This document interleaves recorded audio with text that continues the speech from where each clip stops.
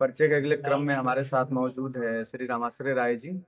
अगर एक कहावत कहा जाता है कि जैसे पानी के बिना मछली, वैसे ही कह सकते हैं कि रामाश्रय राय जी के बिना बालीबाल।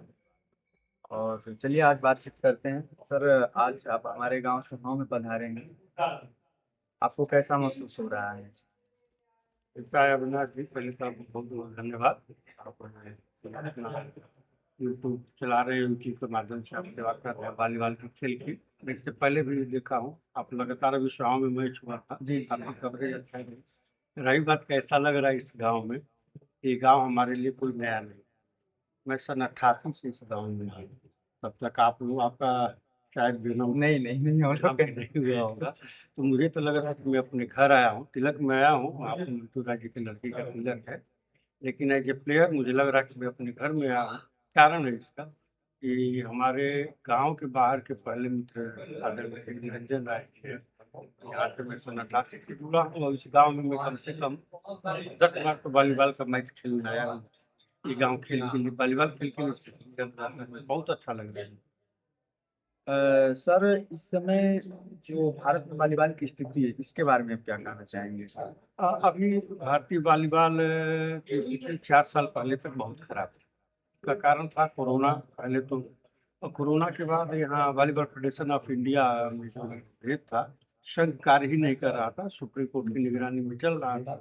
लेकिन अब जो है भारतीय वॉलीबॉल संघ को हरा पंख मिला है और एक नई उड़ान भरेगा भारतीय वॉलीबॉल संघ। कारण है उसके अध्यक्ष और सचिव श्रीमान जो पूर्व सचिव थे राम अवतार जाखड़ जी, वो अंतर्राष्ट्रीय खिलाड़ी थे। और वो अपने समय में बहुत अच्छा खेले और उसके बाद लगातार वॉलीबॉल फेडरेशन ऑफ इंडिया में वो विभिन्न पदों पर रहे और काफी उनका योगदान रहा। तो उनके भी संरक्षण में भारतीय वॉलीबॉल के अभी जो नई नियुक्त बॉडी है, जिसमें रामानंद चौधरी जी, आदरणीय रामानंद चौधरी जी सचिव हैं और वीरेंद्र कंवर जी अध्यक्ष हैं। तो ये दोनों लोग भी बहुत ही अच्छे इंसान हैं और खेल के लिए इनका उद्देश्य है ये हमें जो सेवा करना है, खेल के माध्यम से सेवा करना है। और दूसरी चीज की, जैसे माननीय प्रधानमंत्री जी का एक सपना है कि 2030 भारतीय ओलंपिक, उस दृष्टिकोण से लोग भी तैयारी कर रहे हैं कि अगर भारत में ओलंपिक होता है, हमारी वॉलीबॉल टीम उस स्तर की बने, तो निश्चित रूप से हमको बहुत अच्छा भविष्य के नेतृत्व में भारतीय वॉलीबॉल। आप भी एक पूर्व राष्ट्रीय खिलाड़ी रह चुके हैं और वर्तमान में जी ऑफिस में आप सीनियर ऑडिटर के पद पे हैं। तो अभी तक आपका सबसे बड़ा चुनौती वाला समय कब रहा है? किस सेंस में चुनौती? खेल के क्षेत्र मेरे खेल के क्षेत्र में कि में? वर्तमान? नहीं नहीं, वो आपके खेल के क्षेत्र में जब आप देखिए, हम जब खेलते थे उस समय तो बिल्कुल सुविधा नहीं थी बाबू। मेरा तो सौभाग्य है कि मैं यूपी से भी नेशनल खेला हूँ, बिहार से भी। जी जी। तो उस समय तक बिल्कुल ही सुविधाएं नहीं थी। और अब काफी जो है माननीय योगी जी के नेतृत्व में और आदरणीय हमारे प्रधानमंत्री जी, भारत सरकार भी काफी पैसा दे रही है स्पोर्ट अथॉरिटी ऑफ इंडिया के माध्यम से। और आदरणीय योगी जी जो हमारे यशस्वी मुख्यमंत्री हैं, वो भी काफी आधारभूत संरचनाएं यूपी में विकसित हुई। तो पहले में अब में बड़ा अंतर हो गया। पहले बड़ी दिक्कत थी। और जो हमारी वर्तमान एसोसिएशन है वॉलीबॉल की, उत्तर प्रदेश एसोसिएशन, आदरणीय सुनील तिवारी जी के नेतृत्व में, मैं आपको बता दूं कि उनके कार्यकाल में जितने लड़के यूपी से अंतर्राष्ट्रीय खिलाड़ी निकले हैं, शायद उतना पहले कोई खेला नहीं था। इस समय बहुत ही सुविधा है। हम लोग के समय में काफी कठिनाइयाँ थी। हम नहीं चाहेंगे कि वो पुराना दौर आए। हम लोग खेले, अपने बलबूते पे खेले और बड़े का आशीर्वाद था, भगवान की कृपा था। और उस समय भी जितना होता था सरकारें करती थी, लेकिन अब बहुत ही गुणात्मक सुधार हो गया है। जी जी। सर, आज के नवयुवकों के लिए आपके क्या संदेश हैं? देखिए, हम एक चीज की कमी है, ये शुरू से ही आप देखे होंगे कि पहले सुविधाएं कम थी तो लोग पुरुषार्थी थे। जी अब सुविधाएं तो बढ़ गई है, तो सुविधाओं का हमारा जो नवयुवक है उनके लिए संदेश ये है कि आप जो हमारी वर्तमान सरकार सुविधा दे रही है, हमारी जो वॉलीबॉल एसोसिएशन सुविधा दे रहा है, जी। आप उस सुविधा का फायदा उठाएं और संयमित अनुशासित जीवन बिताएं और नशा से दूर रहें।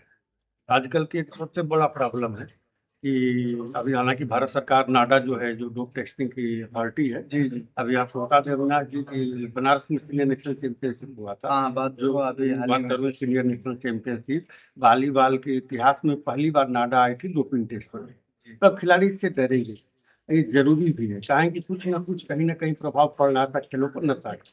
तो मेरे युवाओं के लिए यही संदेश है कि नशा से दूर रहें, और जो इनको एक समय मिला है, सुनहरा समय मिला है, इसका भरपूर लाभ उठाएं और अपने गांव के लिए, क्षेत्र के लिए, राज्य के लिए और अपने देश के लिए कर गुजरे। ये हमारे माननीय प्रधानमंत्री जी की एक लाइन है, हमारे आपके संदेश कि हमको सौभाग्य नहीं प्राप्त हुआ कि हम स्वतंत्रता से पहले नहीं जन्मे। जो स्वतंत्रता से पहले जन्मे तो देश के लिए आज़ादी में बच जाते हैं, हमको देश के लिए जीने का मौका मिला, मरने का तो नहीं मिला। तो इसको जी कर दिखाएं। जितनी नई नवयुवक है, कुछ न कुछ, चाहे खेल के माध्यम से, पढ़ाई के माध्यम से, अपने देश के लिए कुछ न कुछ। कीमती समय देने के लिए बहुत बहुत आपका धन्यवाद भी बहुत बहुत धन्यवाद। एक चीज और बता दें पूर्वांचल के लिए, आप पूर्वांचल से जुड़े हैं, जी जो जी। 72वीं सीनियर नेशनल वॉलीबॉल चैंपियनशिप हुई, तो उसमें हमारे उत्तर प्रदेश वॉलीबॉल एसोसिएशन ने, बीएफआई ने मौका दिया हम लोग जी जी। ये आयोजन कराया, और इस आयोजन को हमारे महापौर वाराणसी के जो है आदरणीय अशोक तिवारी जी और श्री सर्वेश पांडे जी ने एक इतिहास रच दिया। ये वॉलीबॉल पूर्वांचल के लिए मील का पत्थर साबित होगी। उत्तर प्रदेश में सन 85 के बाद ये दूसरी बार चैंपियनशिप, तो मुझे विश्वास है कि आप भी पूर्वांचल में यूट्यूब के माध्यम से खेल की सेवा करेंगे, और हम लोग से जितना बना, मैं इस नेशनल चैंपियनशिप में एंट्री करता है, हाँ, हम हाँ। एंट्री किया, तो मैं ये उद्देश्य लेकर आया था कि वो वॉलीबॉल ने मुझे दिया है, आज मौका है मुझे उस वॉलीबॉल को लौटाने का। मैंने वही कार्य किया जितना हो सका वॉलीबॉल के। बहुत बहुत धन्यवाद रघुनाथ जी।